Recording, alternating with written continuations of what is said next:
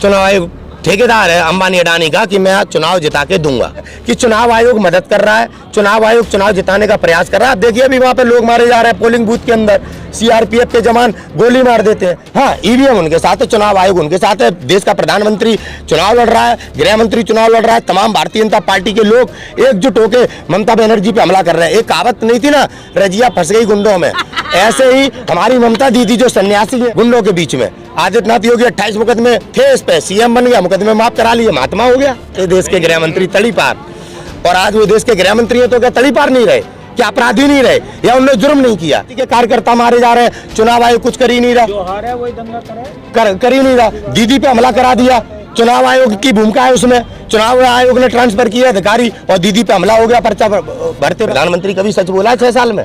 एक आध सच्ची टिप्पणी है आपके पास? कभी सच बोला देश का पीएम? आप किसान कह रहे हैं, नरेंद्र तोमर से जाके पूछो कृषि मंत्री से हम लोग कौन है, बता देगा, आपके सवाल का जवाब दे देगा। रवीश कुमार की पेन की स्याही खत्म हो गई है, प्रधानमंत्री से इंटरव्यू के लिए लिखते लिखते लेटर, ये 56 इंच की छाती है, झूठा है, देश बेच रहा है। पूरा घूमे बंगाल में, 1 महीना रह के आए हैं। मोदी जी की सरकार बन रही है नहीं बन रही? नहीं बन रही। आप तो कैसे कह रहे हो, मोदी जी तो कह रहे हैं हम तो 200 मोदी जी दिल्ली में क्या कह रहे थे, आप लोगों ने सुना होगा। हाँ। जब अमित शाह जी पर्चे बांट रहे थे। हाँ। क्या हुआ? मोदी जी जब मध्य प्रदेश में चुनाव लड़ रहे थे क्या हुआ? राजस्थान में क्या हुआ? हरियाणा में क्या हुआ?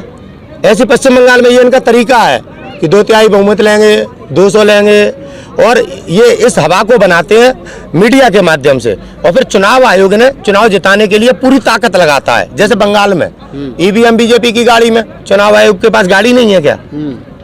बीजेपी की गाड़ी में कैसे ईवीएम जा सकता है? चुनाव आयोग पर सवाल उठाओ, चुनाव आयोग देश को गुमराह करता है। चुनाव आयोग ठेकेदार है अंबानी अडानी का कि मैं चुनाव जिता के दूंगा। कितनी विधानसभा सीट आप बंगाल में घूमे?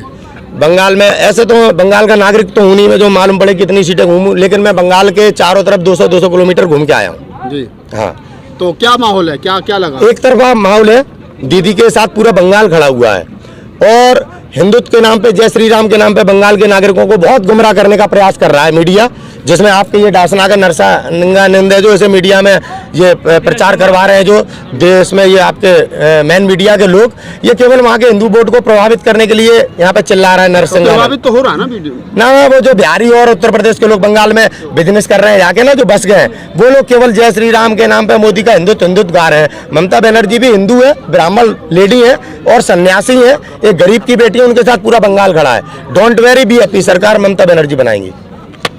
सरकार ममता दीदी की बन रही है? पक्का पक्का पक्का।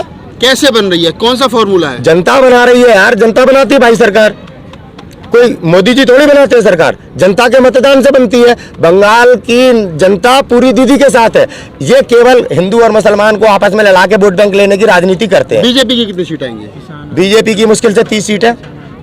मैं ज्यादा बड़ा रणनीतिकार तो हूँ नहीं, लेकिन 30 सीटों से ऊपर नहीं जाएगी बीजेपी मेरे हिसाब से, और वो भी 30 सीटें इसलिए कि चुनाव आयोग मदद कर रहा है, चुनाव आयोग चुनाव जिताने का प्रयास कर रहा है। आप देखिए अभी वहाँ पे लोग मारे जा रहे हैं पोलिंग बूथ के अंदर, सीआरपीएफ के जवान गोली मार देते हैं। अरे यार, मतदाता को डराने के लिए आप जान से मार रहे हैं, पहले आप राजनीति करने के लिए मारते थे, जैसा पुलवामा हुआ, अभी ये 23 जवान मारे गए। उन जवानों के ऊपर हमारे देश में कोई बात नहीं की जाएगी, किसका फेलियर है, गृह मंत्री का फेलियर है, सेना का फेलियर है, सीआरपीएफ का फेलियर है, उस पर चर्चा नहीं होगी। हिंदू मुसलमान चुनाव जीतना है। अब कोरोना नहीं है क्या बंगाल में? किसान आंदोलन का कितना फर्क है बंगाल में? पूरा फर्क है। किसान आंदोलन की बहुत बड़ी महत्वपूर्ण भूमिका है, जिसके कारण आज ममता बनर्जी इन प्रधानमंत्री जी के खिलाफ चुनाव लड़ पाने में आज सक्षम हो रही हैं। अगर किसान आंदोलन आज ना खड़ा होता तो निश्चित तौर पर ममता बनर्जी को बहुत और संघर्ष करना पड़ता। इस किसान आंदोलन ने उनको बहुत ज्यादा ताकत प्रदान की है। किसान आंदोलन की वजह से बंगाली हिंदू नहीं भटका। जो किसानों ने जाकर के बंगाल में जो पंचायतें की हैं, उसका क्या असर देखने को मिला? बहुत बड़ा असर है, बहुत बड़ा असर है। अगर ये राकेश टिकैत जी और ये संयुक्त किसान मोर्चा अगर ये नहीं जाता तो बंगाली हिंदू इनके षड्यंत्र में आ जाता और वहाँ हिंदू मुसलमान हो जाता।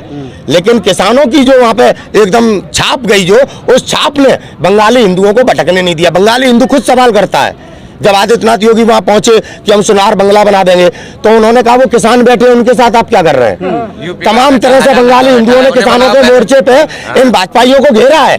इनके पास वहां प्रत्याशी नहीं है, इनके पास वहां पोलिंग बूथ पे एजेंट नहीं है, कैसे चुनाव जीत सकते हैं? मैं पूछना चाहता हूं देश की जनता से। ईवीएम तो उनके साथ, हाँ, ईवीएम उनके साथ है, चुनाव आयोग उनके साथ है, देश का प्रधानमंत्री चुनाव लड़ रहा है, गृह मंत्री चुनाव लड़ रहा है, तमाम भारतीय जनता पार्टी के लोग एकजुट होकर ममता बनर्जी पे हमला कर रहे हैं। एक कहावत नहीं थी ना, रजिया फंस गई गुंडों में, ऐसे ही हमारी ममता दीदी जो सन्यासी है, एक हिंदू लेडी है जो गरीब की बेटी है, वो आज प्रधानमंत्री मोदी जी के इन गुंडों के बीच में फंस गई हैं, गुंडों के बीच में। आदित्यनाथ योगी 28 मुकदमे थे इस पे, सीएम बन गया, मुकदमे माफ करा लिए, महात्मा हो गया। तड़ी पार थे देश के गृह मंत्री, तड़ी पार, और आज वो देश के गृह मंत्री है तो क्या तड़ी पार नहीं रहे? क्या अपराधी नहीं रहे या उन्होंने जुर्म नहीं किया? ये लोग गुंडे प्रवृत्ति के लोग एक हिंदू महिला पर हमलावर है। बंगाल की जनता और बेटी पूरी दीदी के साथ खड़ी है, आपको विश्वास के साथ बता रहा हूँ, और मेरी बात का प्रमाण 2 मई को आपको देखने को मिलेगा। 2 मई को 30 से 35 कर सकते हैं। आपको नहीं लगता ममता बनर्जी ने अपना चुनावी क्षेत्र छोड़कर नंदीग्राम से चुनाव लड़ी है, उनका पक्ष कहीं हल्का होगा? नहीं, ऐसा है, ममता बनर्जी मान सम्मान स्वाभिमान वाली लेडी है। शुभेंदु अधिकारी ने चुनाव जीतने के लिए सोचा एक टेलर मार दूं, लेकिन दीदी अपमान सहन नहीं करती। ममता बनर्जी मर सकती हैं लेकिन अपना अपमान सहन नहीं कर सकती। मान सम्मान स्वाभिमान के साथ जीवन व्यतीत करने वाली महिला है ममता दीदी। शुभेंदु अधिकारी ने ललकारा, आ गई देश का प्रधानमंत्री, लेकिन कितना बड़ा झूठा है देखो कि ममता दीदी दूसरी जगह से चुनाव लड़ने जा रही है। बेमतलब में कभी दीदी ने मीडिया के सामने आके कहा मैं दूसरी जगह से चुनाव लड़ूंगी? दीदी इन लोगों की तरह डरपोक नहीं है। तो शुभेंदु अधिकारी तो चुनाव जीत रहे हैं। कौन कह रहा है? आपको कैसे पता? शुभेंदु अधिकारी की जमानत जब्त है, वो भी ईवीएम बचाएगा जमानत, क्योंकि आपने देखा होगा कैसे वहाँ चुनाव चल रहा है, पोलिंग बूथ पे एजेंट मारे या वो टीएमसी के कार्यकर्ता मारे जा रहे हैं। चुनाव आयोग कुछ कर ही नहीं रहा, जो हार है वही दंगा कर ही नहीं रहा। दीदी पे हमला करा दिया, चुनाव आयोग की भूमिका है उसमें, चुनाव आयोग ने ट्रांसफर किया अधिकारी और दीदी पे हमला हो गया पर्चा भरते वक्त। मतलब आप ये मानते हो जो ममता बनर्जी पे हमला हुआ उसमें बीजेपी के लोगों की साठगांठ? बिल्कुल साठगांठ है। बड़ा आरोप लगा रहे हो? बड़ा आरोप नहीं, सही आरोप लगा रहा हूँ। सच बोलना आलोचना है, क्योंकि आज शासन कर रहे हैं झूठे लोग। प्रधानमंत्री कभी सच बोला 6 साल में? एक आध सच्ची टिप्पणी है आपके पास? कभी सच बोला देश का पीएम? कौन सा झूठ बोले हो? सच कौन सा बोले? झूठ कहाँ है? स्मार्ट सिटियां, स्मार्ट सिटियों का सपना दिखा के देश की राष्ट्रीय संपत्तियां बेच रहा है। गाजीपुर बॉर्डर पर कितनी स्मार्ट सिटी बना दी किसानों की? ये किसानों के घर है, पीएम के थोड़ी है, आतंकवादियों के हैं, खालिस्तानियों के हैं पीएम के हिसाब से। आप किसान कह रहे हैं, नरेंद्र तोमर से जाके पूछो कृषि मंत्री से हम लोग कौन है, बता देगा, आपके सवाल का जवाब दे देगा। उससे पूछो राजनाथ से, जब विपक्ष में बैठा था राकेश टिकैत को भगवान कहता था, किसान अन्नदाता हमारे घर आए हैं, आज आतंकवादी खालिस्तानी कहता है राजनाथ, जो आज देश का रक्षा मंत्री है। समझ रहे हैं आप राजनीति किस तरह की चल रही है? झूठा पीएम आरोप लगाता है देश की जनता पे, और आप लोग उस पर हमसे सवाल पूछते हैं। आज पीएम हमसे कहता है स्टूडेंटों से कठिन प्रश्न हल करो। जो प्रधानमंत्री आप मीडिया के लोग हैं ना, आपके सामने आने से डरता है, वो हमें कठिन प्रश्न हल करने का ज्ञान दे रहा है। रवीश कुमार की पेन की स्याही खत्म हो गई है। प्रधानमंत्री से इंटरव्यू के लिए लिखते लिखते लेटर, जी 56 इंच की छाती है, झूठा है, देश बेच रहा है, इसलिए पत्रकार के सामने नहीं आ सकता। रवीश कुमार को इंटरव्यू क्यों दें? अक्षय कुमार को दे तो दिया। अक्षय कुमार कौन है? अरे इटली का रहने वाला, भारत में बिजनेस करता है, एक्टिंग करता है। तो मतलब वो इंटरव्यू लेगा एक्टर? अबे नाचने गाने वाला वो रवीश कुमार है ना, उसे कहते हैं पत्रकार। दुनिया ने सम्मानित किया है उसको। एक बार इंटरव्यू दे तो प्रधानमंत्री को अपने मर्द होने की भूल पता लग जाएगी। 56 इंच की छाती है या झूठा है। रवीश कुमार क्या पूछेगा इंटरव्यू में? अक्षय कुमार पूछ रहा हम कैसे खाते हो? अरे भाई, अब वही तो दुर्भाग्य है देश का, जो आज हमारे देश के चौथे स्तंभ में बैठे हुए लोग हैं, अपने जमीर बेच चुके हैं, देश के साथ गद्दारी कर रहे हैं, और देश का नागरिक आज समझकर भी इन लोगों को देख रहा है।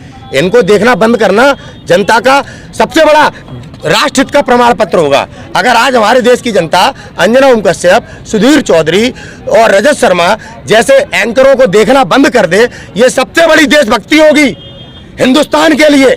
इससे बड़ी कोई देशभक्ति नहीं है। देशभक्ति ही सबसे बड़ी भक्ति है। धर्म के नाम पे गुमराह मत हो। कोरोना क्या है? 20 लाख करोड़ का पैकेज घोटाला। कोरोना क्या है? प्रधानमंत्री केयर फंड में पूरे देश ने चंदा दिया, घोटाला। कोरोना क्या है? हमारे जितने सिस्टम में बैठे लोग हैं उनकी पेंशनें कटना, उनके अधिकार खत्म करना, ये है महामारी। सर्दी जुकाम खांसी को कहते हैं कोरोना। जिसका कोई प्रमाण नहीं। मास्क पर जुर्माना है, क्या ये हमें तो- मास्क बचा रहा है कोरोना से? क्या चलिए, कोरोना से तो हमें ये मास्क बचा रहा है? किसान साहब जो बंगाल का दौरा करके आए और उन्होंने बताया कि बंगाल में 100 के 100% जो है वो ममता बनर्जी की सरकार बन रही है। और बीजेपी जो 200 पार का नारा लगा रही है, इनका कहना है कि ज़्यादा से ज़्यादा 3 से 30 हो सकते हैं और बहुत ज़्यादा अगर सारे सिस्टम भी पूरी ताकत लगा रहे तो 35 या 2 दर्जन या 4 दर्जन यानी 48 से ऊपर 50 से ऊपर किसी भी हालत में बीजेपी नहीं जा रही है। बीजेपी 200 प्लस जाएगी या 50 पे सिमट जाएगी, ये तो 2 तारीख को पता चलेगा, 2 मई को। लेकिन कम से कम जो लोग वहाँ घूम करके आए वो ग्राउंड रिपोर्ट आप लोगों को बता रहे हैं और हमारी भी ड्यूटी बन जाती है कि आपको वो ग्राउंड रिपोर्ट आप तक